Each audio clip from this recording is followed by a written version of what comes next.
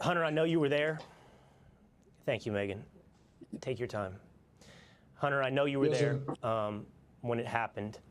What can you tell us about what happened at that track meet?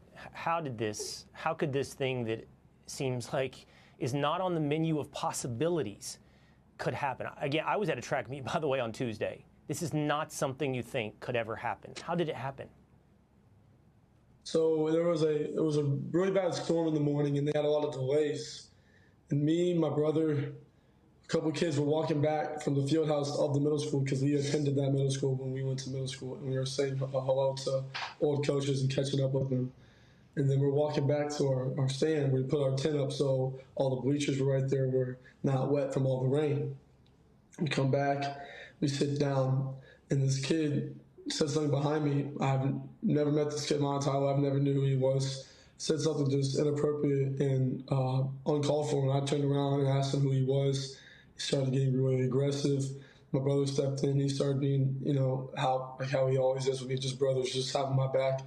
And things started getting more higher intensity. And the kid said some aggressive stuff, reckless stuff. Also try to handle the problem. And Austin was always one to step up. He always was one to step up and be the person that would do the right thing.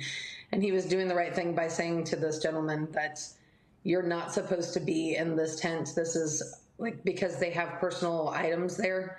A lot of stuff gets stolen, just like that, just precautions and stuff. And our coaches always told us don't let, other schools, mess with our stuff. Just sit around our tent area. And we set that up for the girls' track every meet we had. So it's just he knew he wasn't supposed to be there. And it's just a tragedy what happened. And then what happened, Austin? After your brother stepped up, what happened then? He stepped up over there, asked him to move, got aggressive. He grabbed the bag, and then I whipped my head around, and then all of a sudden I see him running down the bleachers, grabbing his chest, and just blood rushing out. He said, he got stabbed. He got stabbed. First, I froze for half a second. I didn't know what to do, and then I saw him about to fall. I went to go over there. I grabbed him. I see. This stuff. Yeah, I understand. Best I can to understand. Yeah, there was. You can see, you can picture what happened when what was coming out.